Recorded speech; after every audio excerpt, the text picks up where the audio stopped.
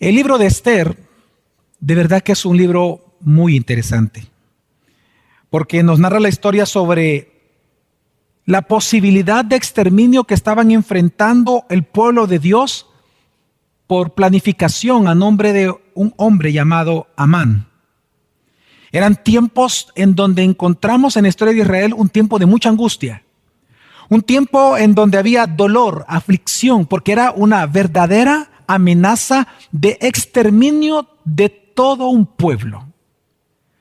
Pero lo que más resalta del libro es que a pesar de que había aflicción, dolor y angustia en el pueblo de Dios, todo el libro, en medio de ese dolor, nunca menciona a Dios por su nombre. De hecho, si nosotros vemos el libro, no encontramos en toda la narrativa ningún hecho milagroso, ni tampoco encontramos ninguna profecía. Es un libro en que su profundo silencio hace una sola pregunta al corazón de quien lo lee. La pregunta es, ¿dónde está Dios? ¿Dónde está Dios en medio de esta crisis? ¿Dónde está Dios en medio de la pandemia? ¿Dónde está Dios en medio de esta amenaza y exterminio? ¿Dónde está Dios en medio de la angustia? ¿Dónde está Dios en medio del dolor? Hermanos, este día nosotros estamos reunidos de una manera sin precedentes en nuestra generación, ni siquiera en la generación de nuestros padres. Estamos reunidos como iglesia porque ante la pandemia por el virus COVID-19, muchos quieren saber dónde está Dios. Y esa es una razón por la cual nosotros hoy nos congregamos. Porque tal vez no sea usted, pero sí tal vez su vecino, que se pregunta ¿dónde está Dios? El libro de Esther y en general toda la Biblia nos responde, hermanos, que Dios siempre ha estado ahí, soberano, reinando, dirigiendo absolutamente todo para glorificar su santo nombre en medio de su pueblo a través de los acontecimientos de todo el mundo. Y eso lo deja muy claro en la Escritura. Toda la Biblia habla de que Dios siempre ha estado en medio de las calamidades, glorificando su nombre en medio de su pueblo a través de esas circunstancias. Hermanos y hermanas de Iglesia Gracia sobre Gracia, hoy nosotros estamos reunidos este día, porque aunque nosotros somos débiles y frágiles, Dios no lo es. Hoy Dios está gobernando. Dios, tal como ha sido revelado en Jesucristo, es Dios fuerte, todopoderoso. Él es eterno, inmutable, soberano, quien reina sobre todo y sobre todos, y quien está controlando cada circunstancia actual en el mundo por amor a su nombre, Jesucristo. Por eso es que en esta mañana, este día que estamos aquí reunidos, es mi misión en este sermón animarte a que tú sepas cómo conducirte como hijo de Dios en estos tiempos de crisis por amor al nombre de Jesús. No solamente tenemos que comprender dónde está Dios, sino que qué tenemos que hacer ante este Dios que todo lo controla. Así que ante esta pregunta, ¿qué tenemos que hacer y cómo conducirnos como hijos de Dios en tiempos de crisis? Lo primero que podemos decir es que tenemos que confiar en el Dios providente. La Biblia nos enseña, hermanos, que parte de la gloria de Dios es su soberanía. Soberanía significa que Él rige el mundo, que Él gobierna el mundo. Él es el rector de la creación. Cuando nosotros hablamos de que Dios es soberano, significa de que Dios, por ser el creador de su creación, Él es el Señor de su creación. Y por lo tanto, Él puede gobernar su creación como Él quiere, porque sabemos que lo que Él quiere es santo, puro, justo y bueno en gran manera. Pero Dios gobierna. Y Dios está gobernando hoy y siempre. Y algo que nos enseña la Biblia es que Dios gobierna según sus decretos. Y es precisamente a la acción o a la ejecución de Dios de llevar a cabo su plan eterno, decretado y Él puesto y revelado en la misma Escritura, es que la Biblia le llama providencia. La providencia de Dios es la ejecución de los decretos soberanos de Dios. Nosotros sabemos de que Dios ha decretado todo cuanto sucede en este mundo. Dios ha decretado la creación desde sus inicios hasta su final. Dios es un Dios eterno. Y por lo tanto, cuando Él creó todas las cosas, las creó según su plan eterno.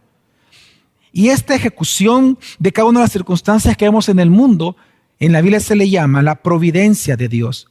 Por eso dice Romanos capítulo 11, versículo 36, porque de Él, por Él y para Él son todas las cosas, a Él sea la gloria por los siglos. Amén. Dios es providente, hermanos. Y eso significa de que Dios obra todo de acuerdo a su propósito y plan eterno para su gloria y para bien de su pueblo. El significado teológico de la palabra providencia, que habla de un Dios que ve de antemano las cosas porque Él es el creador y el ser eterno. El significado teológico de la palabra providente realmente está ligado a la historia de Abraham. Cuando, hermanos, recordemos, Dios a él le da la orden de él sacrificar a su hijo. Cuando ellos iban subiendo el monte, el hijo le pregunta a Abraham, le dice, ¿dónde está el cordero para el sacrificio?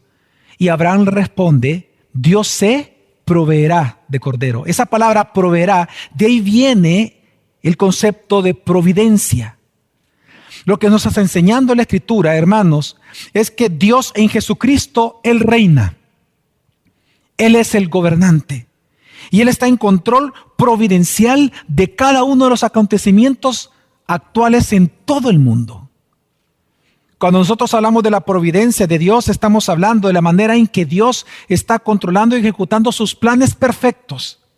Planes que para muchos son misteriosos, pero planes en que algunos aspectos son revelados para nosotros. Como dice el libro de Deuteronomio, los secretos y los misterios son de Dios, mas lo revelado es para nosotros y para nuestros hijos, para que obedezcamos según su palabra.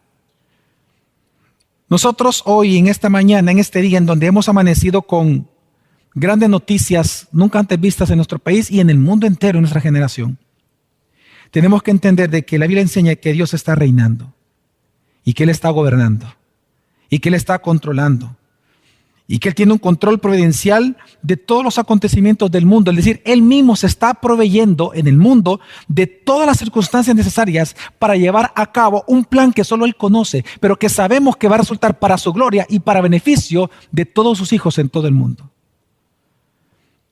Hermanos, ya sea de un gran pez que se traga a un hombre llamado Jonás, o de un pequeño pez que llevaba en su boca una moneda, Dios controla todo.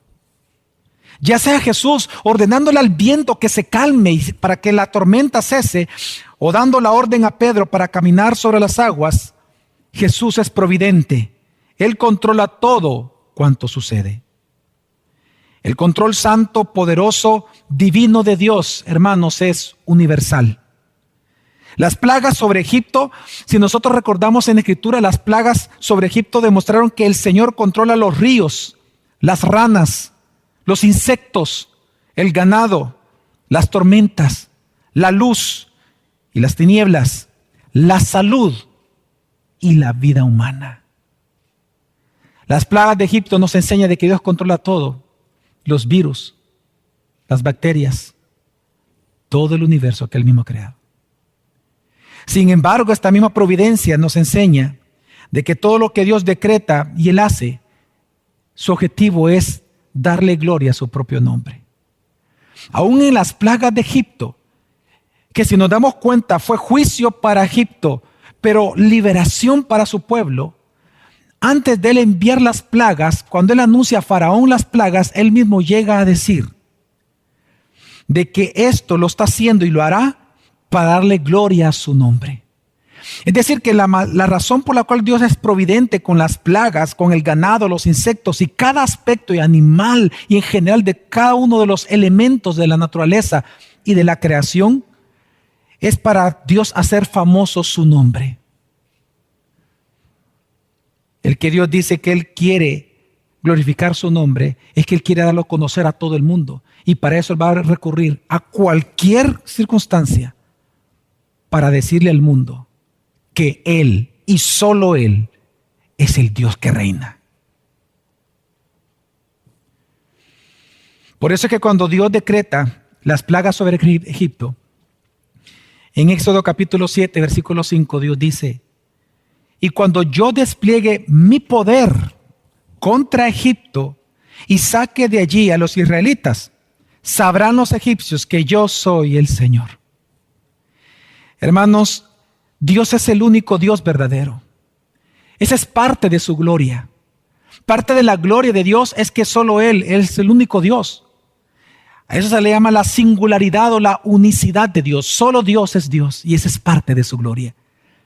Ninguno de nosotros es Dios, solo Dios es Dios.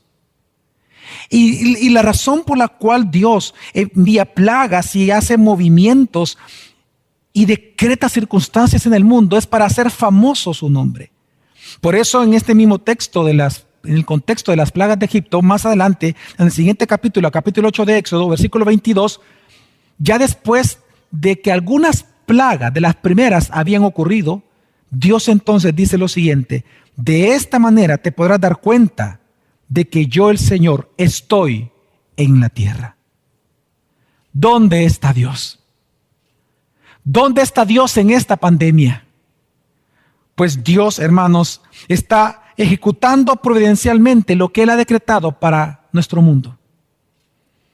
Dios está aquí. Y Dios está ahí contigo en tu familia. Dios está contigo en tu hogar. Dios está aquí, gobernando providencialmente según los decretos de su santa voluntad. Éxodo 4, versículo 11, dice la Escritura que el Señor le dijo a Moisés: ¿quién es el que le dio boca al ser humano? ¿Quién es el que hace que una persona sea sorda, muda, coja o ciega? Pues yo, el Señor.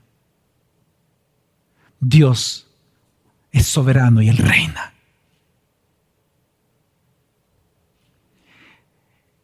Él es el que está gobernando, controlando y ha decretado la pandemia sobre el mundo.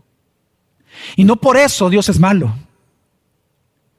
Él es justo, pero a la vez Él es amoroso, Él es amor, Él es santo, Él es bueno, Él es misericordioso.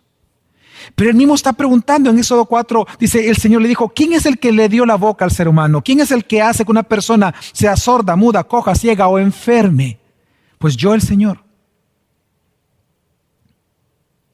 Incluso en Lamentaciones, cuando recordemos el profeta Jeremías, cuando escribió Lamentaciones, estaba enfrentando el exilio, él estaba viendo el exilio de su pueblo.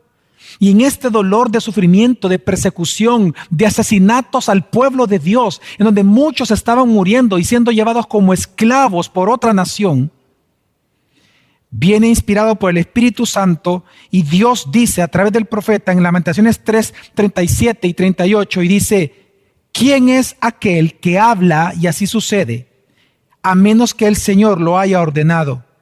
No sale de la boca del Altísimo tanto el mal como el bien. El Altísimo, el infinitamente majestuoso. De Él proceden los decretos de bien, como también los decretos de mal sobre el mundo. La respuesta de Dios al profeta es impresionante, porque lo que está diciendo Dios, que Él es el gobernante, el que reina, Él es el que providentemente se enseñorea del mundo y que por lo tanto de Él puede salir el decreto de bien o de mal para cualquier nación. ¿Qué puede decirle el barro al alfarero? ¿Qué puede decirle la vasija al que lo ha hecho así? Nadie puede enfrentarse a Dios, porque Dios es soberano. Ahora, hermanos, no vayan a pensar de que Dios es malo o que Dios se goza en el dolor. No vaya a pensar, no vaya a hacer de Dios un monstruo. No vaya a crear un ídolo de Dios, creando una imagen que no corresponde a lo que Él mismo nos ha revelado en Jesucristo en la Escritura. Dios no se goza en el dolor. Él mismo lo deja claro en la misma Escritura. Dios no se goza en el dolor. No vaya a pensar de que Dios es malo. Recuerde que Dios no solamente es providente, que lo que estamos hablando, sino que Dios es amor, bueno, justo, santo y misericordioso. Y por lo tanto también Él es paciente con el pecador. Lo que estos textos realmente nos están resaltando es una gran verdad de que Dios reina providencialmente. Hermanos, pónganse a pensar lo siguiente. Si Dios solo fuera justicia y no hubiera en Él nada de misericordia, ante un mundo lleno de pecado y ante los hombres pecadores, ¿qué es lo que un Dios justo sin misericordia tendría que hacer sobre cada uno de nosotros? El total de la humanidad. Él tendría que exterminarnos. Porque Él es justo.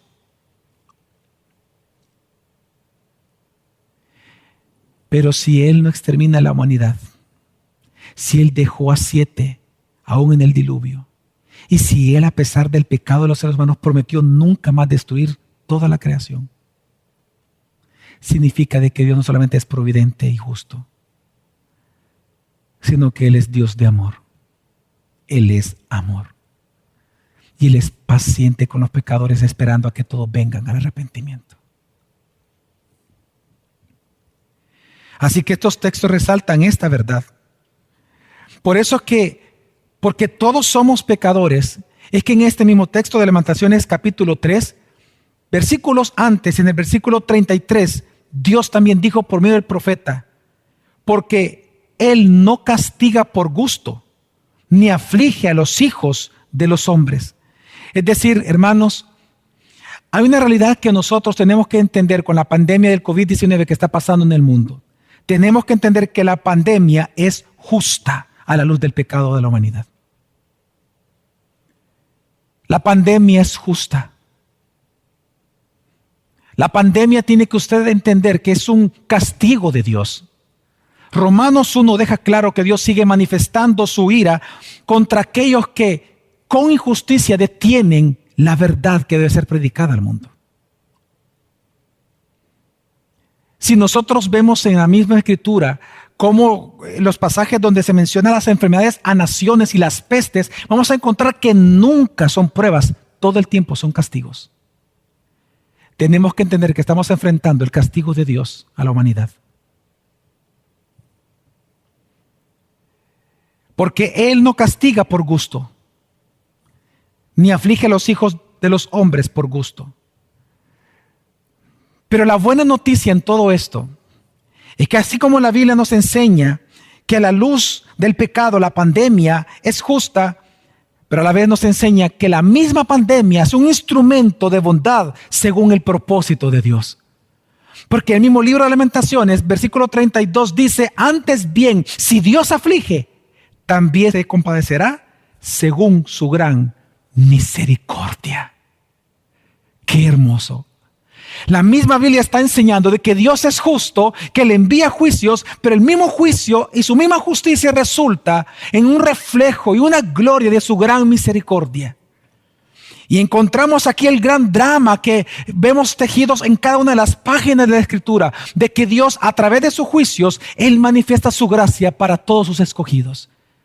Bendito sea el Dios creador de cada uno de nosotros, que en medio de sus juicios Él también muestra su gracia para con nosotros. Porque antes bien, si Él aflige, también se compadecerá según su gran misericordia. Hermanos, el comprender que Dios es providente tiene grandes implicaciones para nuestra vida de fe hoy, este día. En primer lugar, tú tienes que estar convencido al ver la providencia de Dios, de que Dios te ama. Dios es amor, hermanos. Dios es amor. Dios no es que tenga amor. Claro que Dios ama. Pero la Biblia está diciendo de que Dios es amor. Cada uno de los atributos de Dios es Dios y Dios es sus atributos. Dios no es divisible, Él no tiene partes. Dios es simple, dicen las confesiones. Dios es simple. Pero en esta simpleza de Dios significa de que Dios, como un solo Señor, Él te ama a ti. Y si bien es cierto, hay una disciplina para el mundo, para nosotros los hijos de Dios es una prueba. Disciplina y juicio para el mundo, prueba de gracia y misericordia para sus hijos y elegidos. Dios te ama. Significa que en medio del dolor y en medio de las disposiciones que aún los gobiernos del mundo están tomando, Dios todo lo hace amorosamente para ti y para tus hijos. Y tú nunca vayas a dudar de eso, hoy más que nunca. No dudes de que Dios es amor. Dios te ama a ti. Por lo tanto, confía en Él.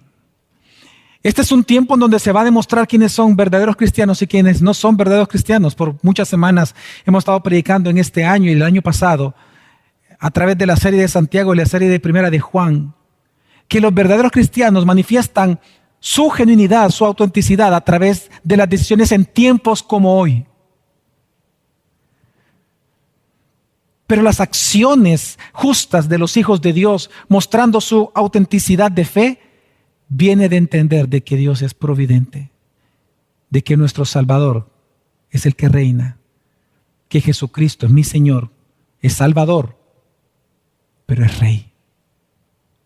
Y que por lo tanto yo puedo confiar en Él, en que todo lo que pasa y sucede a mi alrededor, sea doloroso o no sea doloroso, todo va a redundar para gloria de su nombre y para bien de los elegidos de Dios, sea en esta vida o con la muerte allá en el cielo.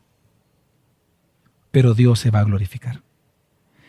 En segundo lugar, el entender de que Dios es providente implica hacernos entender de que la buena voluntad de Dios, hermanos, en este tiempo, en el mundo, con la pandemia, la buena voluntad de Dios es darnos su reino. El catecismo de Heidelberg nos enseña a confesar que nuestro Padre, Dios el Padre, por medio de nuestro Salvador Jesucristo, Él nos va a proveer de todas las cosas necesarias para el alma y el cuerpo, dice el catecismo.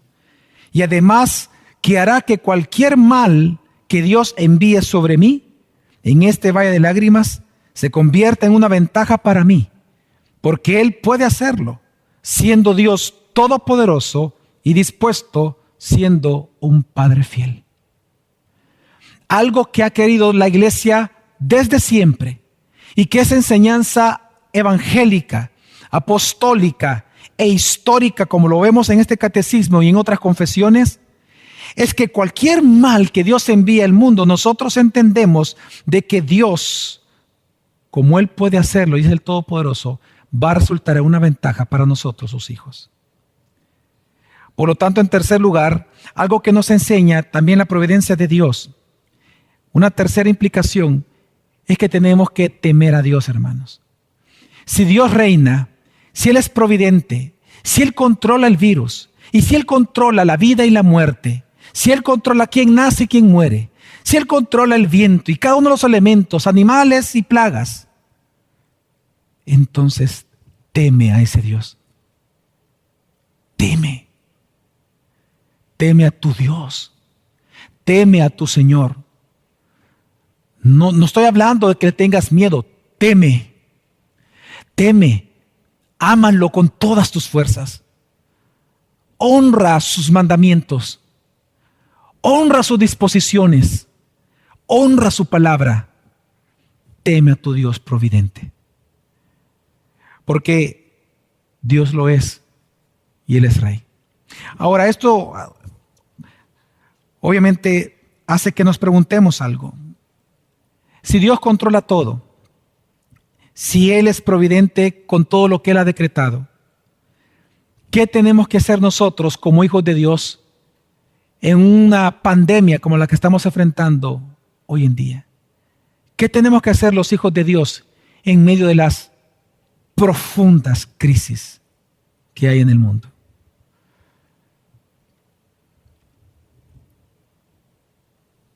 La respuesta a esta pregunta tiene dos elementos. En primer lugar, quiero, a través de la Escritura, dar una respuesta a las acciones que como hijos de Dios tenemos que tomar de cara a nuestro prójimo. Pero en segundo lugar, el segundo grupo de respuestas, quiero dedicar a explicar cuál debe ser nuestro proceder como hijos de Dios de cara a Dios. Así que de cara a nuestro prójimo, lo que tenemos que hacer nosotros, que nos manda la Biblia en tiempos de crisis, es amar. Es amar a nuestro prójimo. Hermanos, Recordemos que la primera carta de Juan nos dice a nosotros que una evidencia de los verdaderos cristianos en el mundo es su amor por los cristianos. Es un amor por los creyentes, pero también al prójimo, a los que están en necesidad y que están en aflicción. Si algo la pandemia nos está mandando a hacer algo, es amar a nuestra nación, amar a tu vecino, amar a los que están en tu colonia, amar a todo el pueblo salvadoreño, amar a los que están en cuarentena, amar a los que están en las fronteras. Lo que la pandemia nos está enseñando, o Dios a través de la pandemia, es que Él nos está diciendo que tenemos que amarnos los unos a los otros como Él mismo nos ha amado a nosotros. Ahora, ¿cómo se hace eso? Y quiero mencionar 3 formas en las cuales como cristianos nosotros hoy en medio de esta pandemia podemos amarnos unos a otros. Y lo primero es evangelizando. Hermanos, no hay mejor ni más graciosa manera de amar a otra persona que compartiendo el evangelio. Les he mencionado desde un inicio de este sermón que la pandemia, si bien es cierto, es un instrumento de juicio, también es un instrumento de misericordia.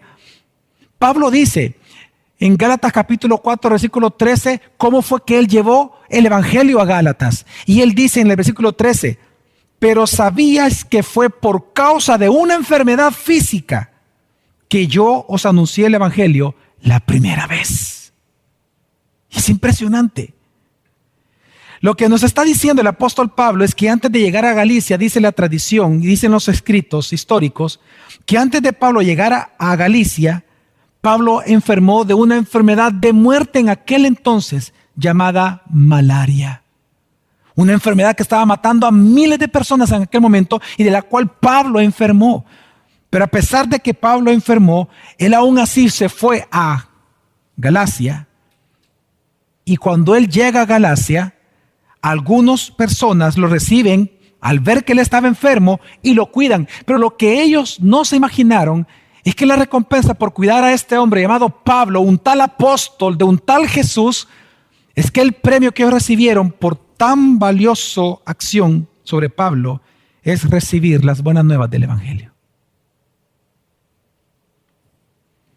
Todo por una enfermedad. Nació la hermosa iglesia de los Gálatas. Hermanos, todo juicio de Dios en la Biblia es para mostrar su gracia a sus elegidos. Nunca olvides eso. Todos los juicios que vemos en la Escritura y en la historia de la humanidad es para Dios mostrar su gracia a los elegidos. Y si tú quieres saber de esto, entonces solo mira la cruz. Mira la cruz de Jesucristo. Porque allí nada se puede comparar, no hay pandemia, no hay dolor, no hay sufrimiento en la historia de la humanidad que se pueda comparar al sufrimiento del Hijo de Dios en la cruz. Porque lo que vemos en la cruz es la muerte, el asesinato de parte de un pueblo en contra del ungido de Jehová. Lo que vemos en la cruz es la muerte del justo, de manera injusta, pero para los injustos. Lo que vemos en la cruz es que se obró injusticia humana, pero se obró la justicia de Dios. En el juicio de la cruz vemos la muerte del justo por los injustos, para que sobre él fueran puestos nuestros pecados y sobre nosotros su justicia, lo que llamamos el glorioso intercambio. Mis pecados sobre él, para que su justicia inmerecida sea sobre mí. Glorioso intercambio. Así que, hermanos, nosotros lo que encontramos acá en la cruz es la gracia del Señor. En la misma cruz vemos la justicia de Dios obrando, vemos su juicio sobre el pecado de la humanidad, pero a la vez vemos la gracia y la salvación para aquellos que crean en ese juicio de Jesucristo como Dios Salvador. La gracia de Dios en medio del juicio. Por eso es que cuando nosotros vemos en la misma Escritura, hermanos, recordemos incluso que cuando la iglesia comenzó a ser ya perseguida formalmente por el Imperio Romano, después del año 60, nos cuenta la misma Escritura que todos los hermanos nuestros de Roma en aquel momento, ellos se fueron huyendo obviamente del asesinato y de toda la mortandad que estaba habiendo, porque era un momento en el cual los vecinos sin restricciones podían matar a los cristianos. Porque recuerde que Nerón acusó con mentiras al cristianismo de haber incendiado Roma.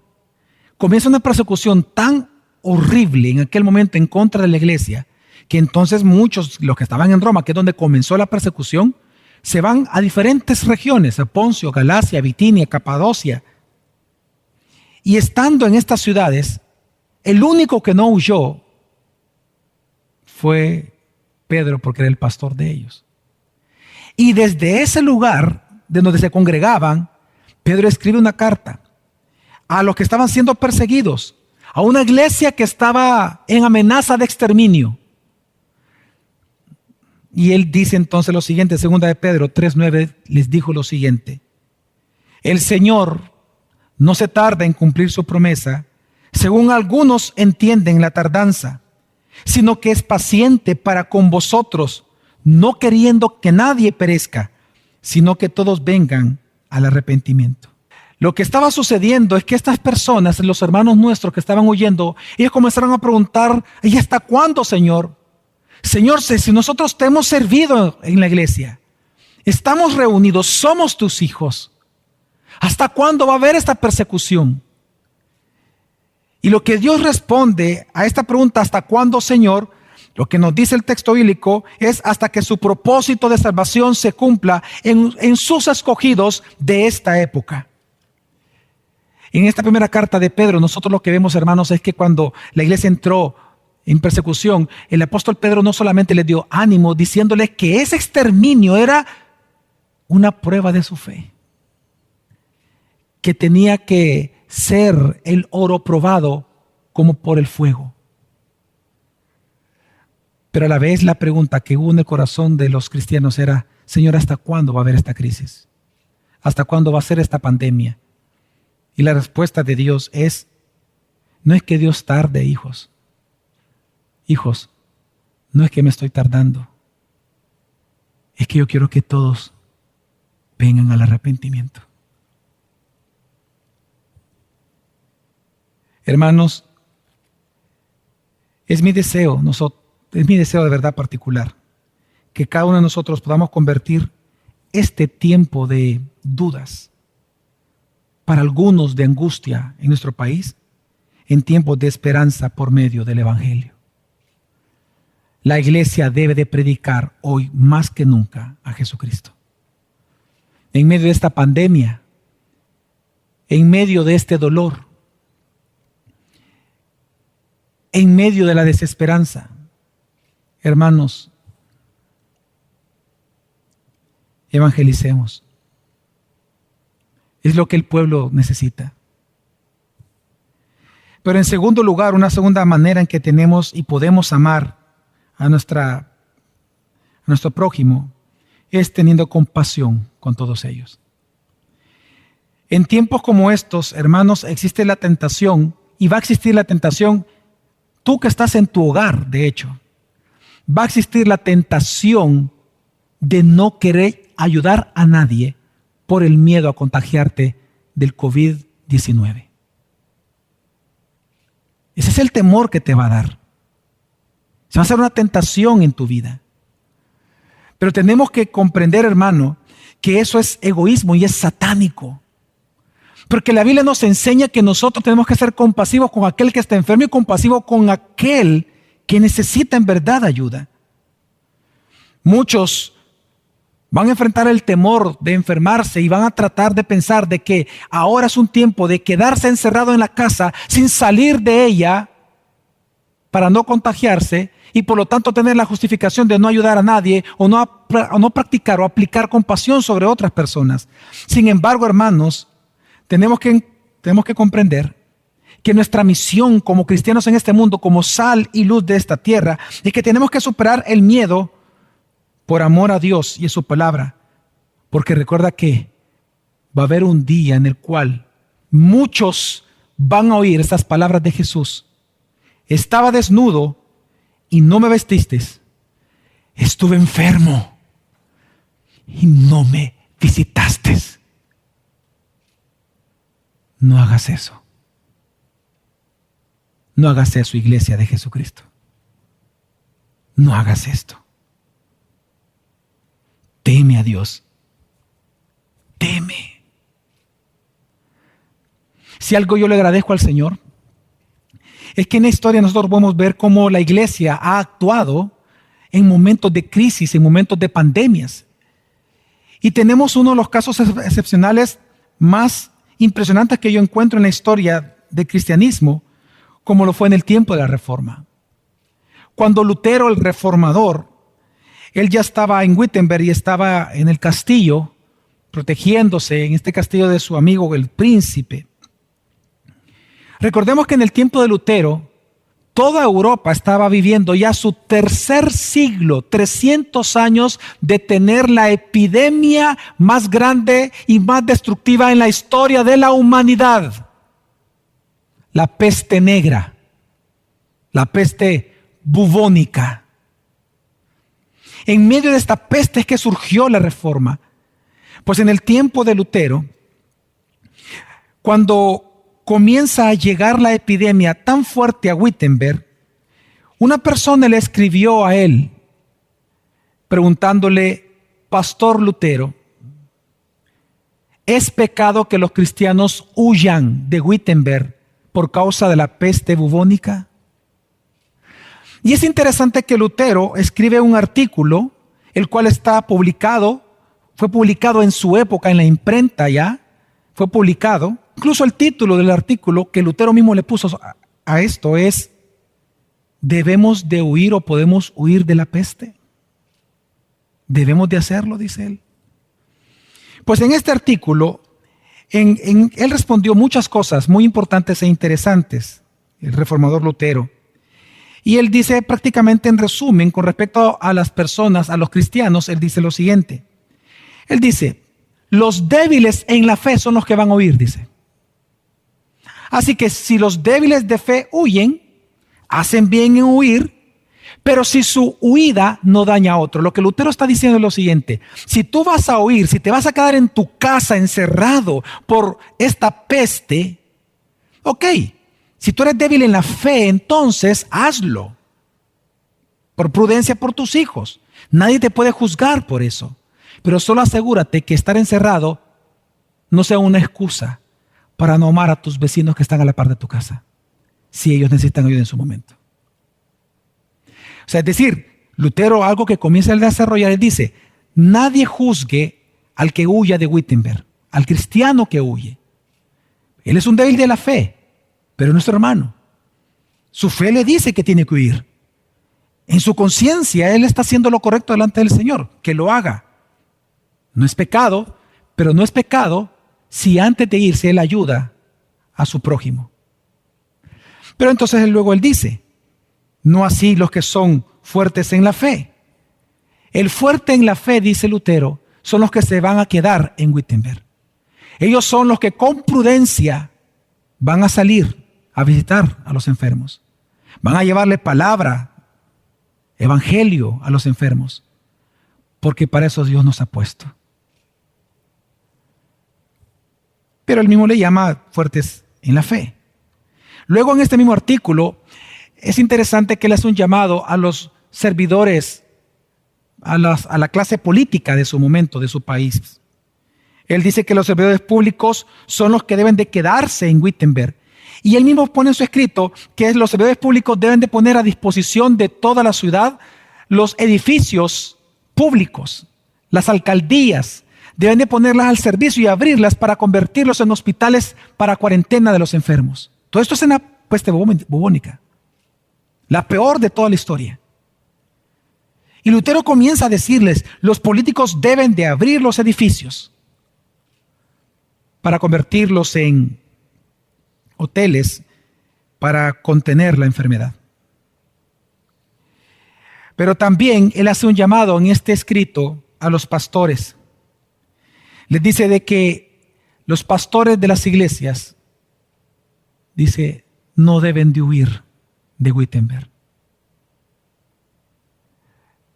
Y él hace mención a un texto que en mi corazón resuena hoy más que nunca en esta época aquí en El Salvador.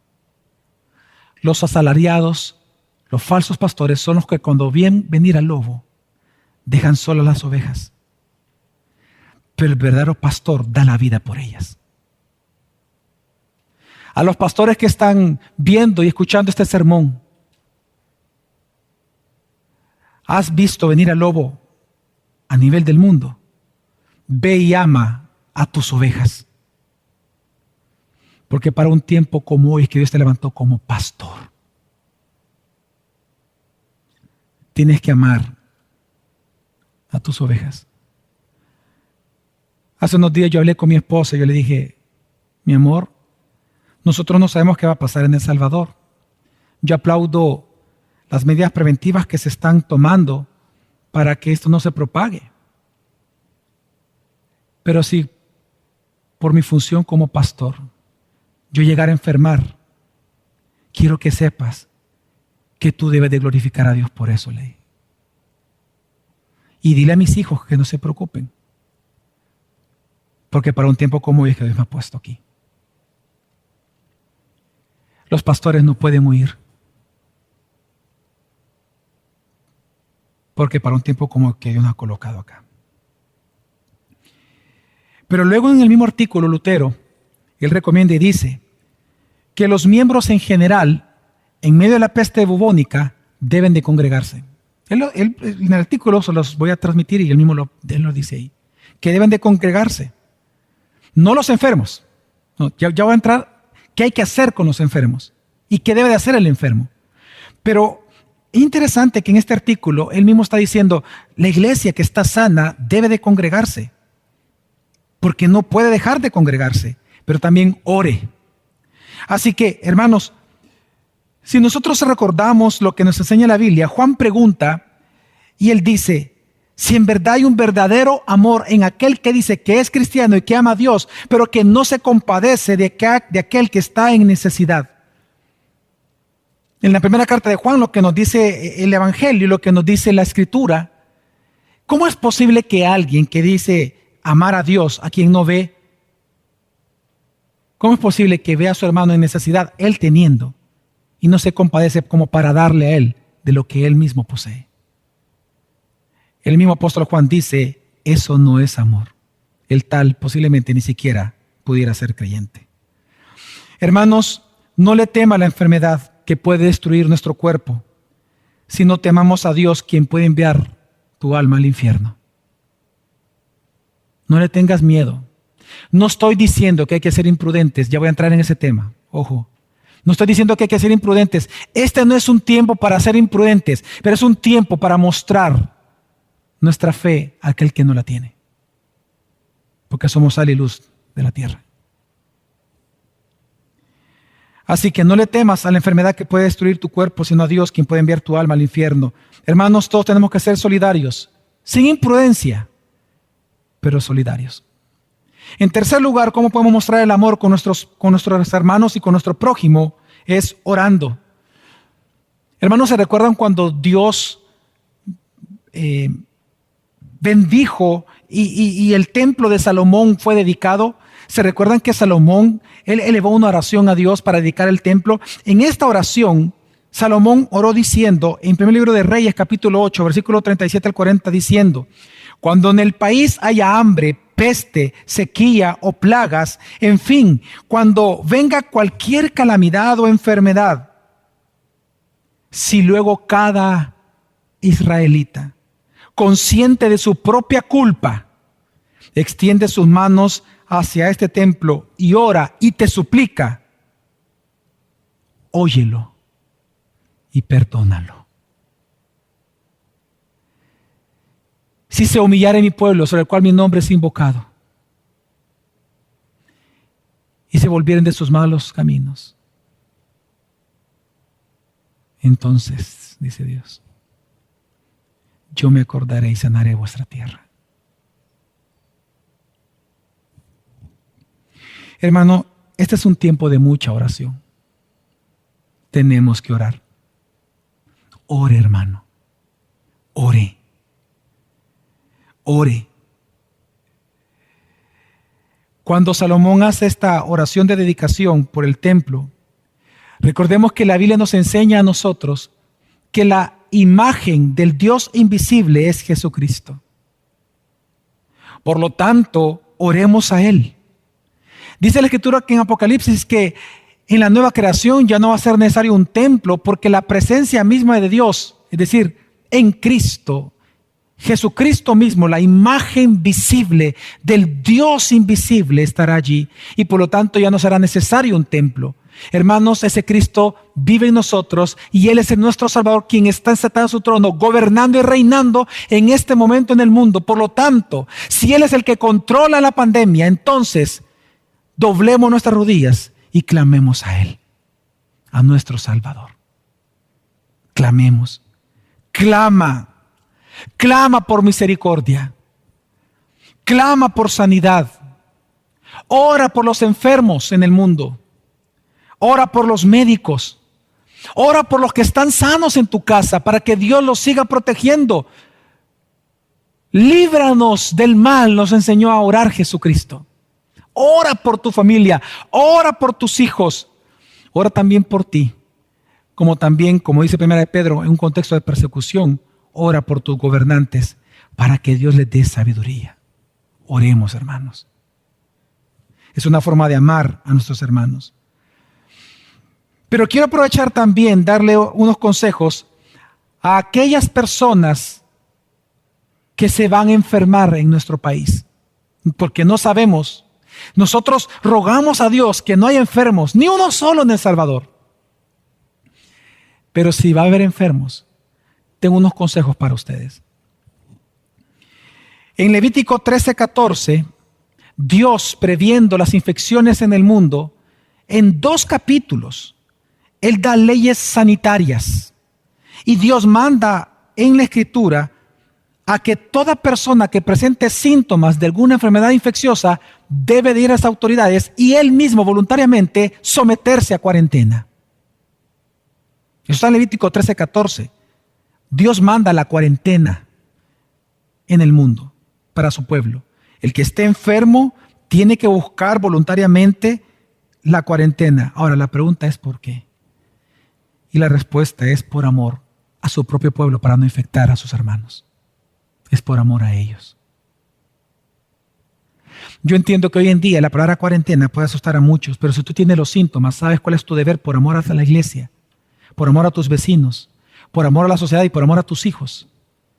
Es ir y decirle a las autoridades, yo creo que estoy enfermo, por favor, hagan el examen. Y si estoy enfermo, por favor, pónganme en cuarentena.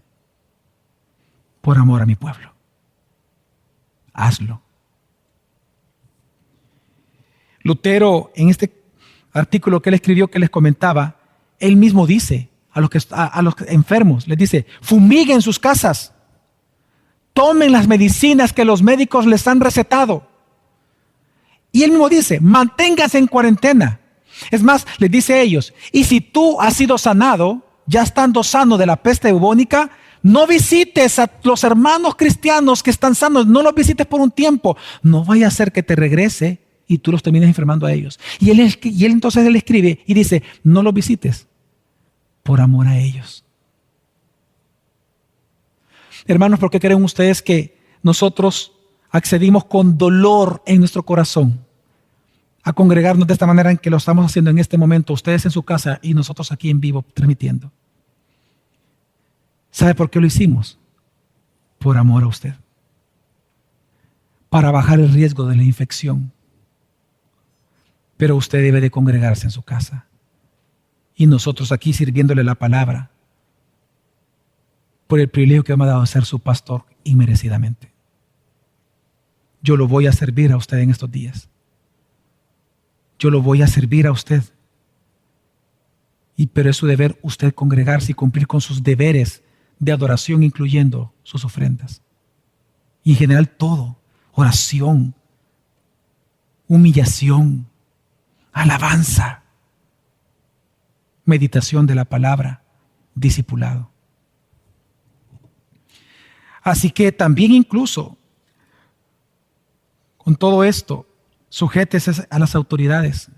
Si tiene síntomas, vaya y busque, hermano. Ahora, en tercer lugar, Y para concluir, ¿qué tenemos que hacer en tiempos de crisis como los de hoy, los hijos de Dios? En tercer lugar, corre hacia Jesucristo, hacia Dios, en arrepentimiento. Hermanos, en los textos en que salen las plagas en la Escritura o las enfermedades, no sobre personas, porque cuando en la Biblia habla de enfermedades de personas, como por ejemplo el ciego de nacimiento, Jesús dijo, no, él no nació por ningún pecado. Él nació ciego para que Dios fuera glorificado. Cuando son enfermedades en el texto bíblico particulares, entendemos que puede ser por pecado como puede ser simplemente como una prueba para que Dios sea glorificado. Pero cuando vemos nosotros enfermedades sobre naciones, sobre pueblos y etnias enteras, pueblos y naciones, siempre son juicio de Dios. Por lo tanto, usted en este momento tiene que reconocer y tenemos que ser humildes delante del Señor y doblando nuestras rodillas, tenemos que reconocer que hay un juicio de Dios sobre el mundo. Dios está castigando justamente este mundo. Pero también la Biblia nos enseña que ese mismo Dios de justicia, así como Él castiga justamente al pecador, también Él ocupa esas mismas circunstancias para demostrar su gloria, su amor, su gracia, su eternidad, sabiduría, bondad para todos nosotros.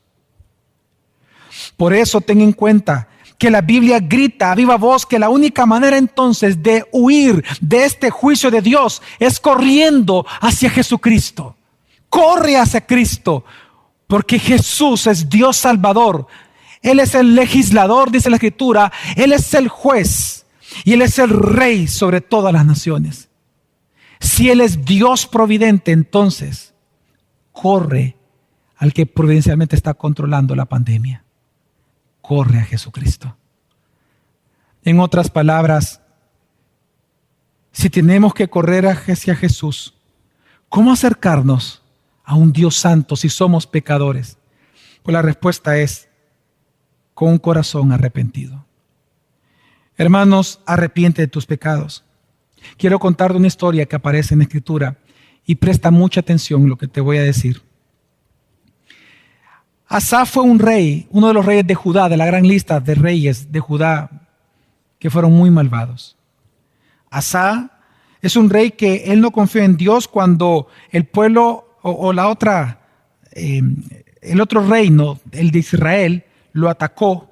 Él, en lugar de confiar en Dios como Dios le había mandado a Judá a hacer y a todo su pueblo, él mandó a un rey pagano los tesoros del templo, dice que del templo santo de Dios, los mandó para comprar el favor de un rey pagano para que lo defendiera de los israelitas. Cuando él hizo eso, Dios envió un profeta y le dijo que él había obrado mal y que por lo tanto él tenía que arrepentirse de su pecado de no confiar en Dios.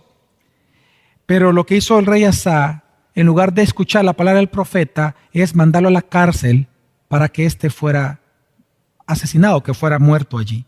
Él lo mandó a la cárcel. Ahora, la Biblia continúa la historia de Asa y nos dice que con el tiempo, después de él hacer estas cosas, él enfermó.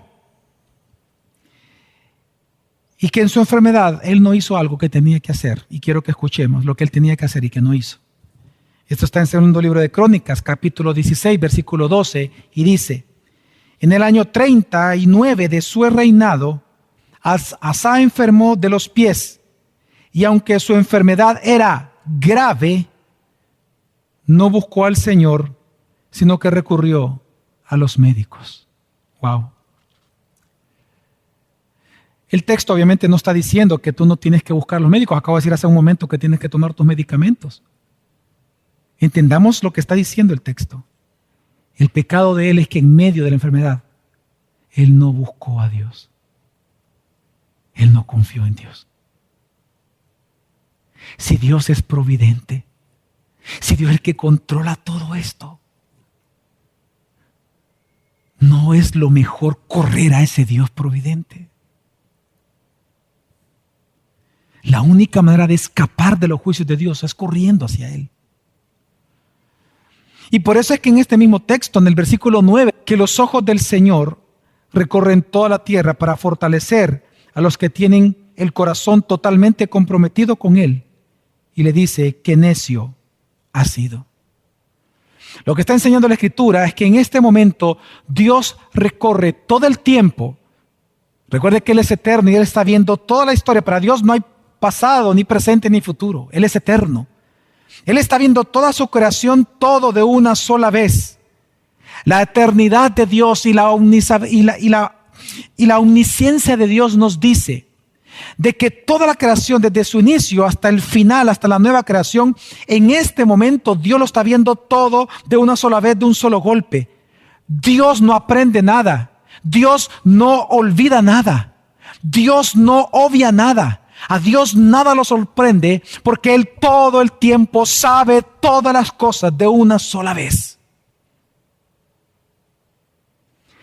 Y por eso dice la Biblia que Dios está buscando con sus ojos todo el tiempo cuál es el corazón que está totalmente comprometido con Él. Este es un tiempo en donde Dios está viendo tu corazón. ¿A dónde tú vas a correr? ¿A Dios o fuera de Dios? El mensaje, hermanos, no es que no busques a los médicos, es que busques a Dios y confíes en Él y que estés comprometido en adorarlo en estos días. En estos tiempos de pandemia, adoremos a Jesucristo. Hermanos, Jesús te dice, no temas, manada pequeña. A mi Padre le ha placido daros el reino. Jesús mismo en otro pasaje nos dice, no se turbe vuestro corazón. Creed en Dios. Creed también en mí. Hermanos, es mi oración que en esta y las próximas semanas tu refugio sea nuestro Señor Jesucristo. Que Él sea tu roca, tu castillo fuerte, tu peña en la cual tú te escondes. Hermanos, ¿te acuerdas cuando Moisés, una vez construido el tabernáculo, Moisés le pidió a Dios, le dijo, muéstrame tu gloria? ¿Se acuerdan ustedes lo que Dios le respondió a Moisés? Quiero leérselos a ustedes en Éxodo 33, 18 al 23 dice, entonces dijo, te ruego que me muestres tu gloria. Y le respondió Dios a Moisés, yo haré pasar todo mi bien delante de tu rostro y proclamaré el nombre de Jehová delante de ti. Y tendré misericordia del que tendré misericordia y seré clemente para con el que seré clemente. Dijo más, no podrás ver mi rostro, porque no me verá hombre y vivirá. Y dijo aún Jehová, he aquí un lugar junto a mí. Tú estarás sobre la peña, pero cuando pase mi gloria, yo te pondré en una hendidura de esa peña y te cubriré con mi mano hasta que yo haya pasado. Y después apartaré mi mano y entonces verás mis espaldas, mas no verás mi rostro. Si algo este texto nos enseña ahora en Cristo, hermano, es que en este momento de crisis mundial, el poder contemplar la gloria de la misericordia y de la clemencia de Dios en medio de esta crisis solo es posible estando escondidos en la roca y en la peña que es Jesucristo. Solo es escondidos en la peña que nosotros podemos contemplar la misericordia, la clemencia y la bondad de nuestro Dios. Yo tendré misericordia del que yo quiera tener misericordia, pues Dios quiere tener misericordia de ti. Pero la única manera de tú poder contemplar esa gracia de Dios es que tú te asegures de estar escondido en la peña, en la roca, que es Jesucristo, tu Salvador y tu Redentor. Hermano, recuerda que el camino de los discípulos de Cristo es de la pena a la gloria, de la cruz a la resurrección, del llanto a la alegría. Que estos tiempos difíciles podamos glorificar a Dios tú y yo como hijos de Él en nuestra nación salvadoreña. Ánimo, hermano, ánimo. ¿Dónde está Dios? Allí está contigo. Aquí está con nosotros. Ahí está con tu familia, por medio de Cristo Jesús. Hermanos, para mí, esta mañana, quiero decirles que es un gran privilegio ser su pastor. Yo los extraño mucho. Quiero decirles que les amo y que de verdad estoy para ustedes. Espero que en los próximos días Dios me dé el privilegio de poderles servir aún mejor y aún más si Él así lo quiere. Les amo mucho. Dios les bendiga. Estamos despedidos en el nombre de Cristo Jesús. Vamos a orar. Señor, en este día queremos suplicarte que nos ayudes, que nos permitas ver y contemplar tu gloria, la gloria de tu misericordia, como la gloria de tu compasión, Señor. Ten compasión de nuestra nación y ten compasión del mundo, Dios. Nosotros doblamos nuestras rodillas, Señor, y entendemos que tus juicios son justos, mas tus misericordias se renuevan cada mañana, Señor. Y por eso apelamos, Señor, no solamente a tu justicia, porque somos tus hijos, sino que también apelamos a tu gracia, misericordia y bondad. Parados sobre la roca que es Cristo, en la cual tú mismo nos has colocado, queremos decirte auxilio, Señor. Ayuda a este mundo. Ayúdanos, Señor, a poder glorificar tu nombre y llevar tu evangelio a todas las naciones. Y que podamos nosotros darte la gloria en cada día en este tiempo. Que podamos en las próximas semanas ser obedientes y también reflexionar en tu palabra. Que este mismo sermón y cada uno de los textos bíblicos mencionados estemos estudiándolo durante toda la semana para que nuestra fe sea fortalecida y nuestro actuar sea santo y justo como tú lo es. Gracias te damos en el nombre de Jesús. Amén. Hermanos, le mando un gran abrazo. Dios les bendiga muchísimo.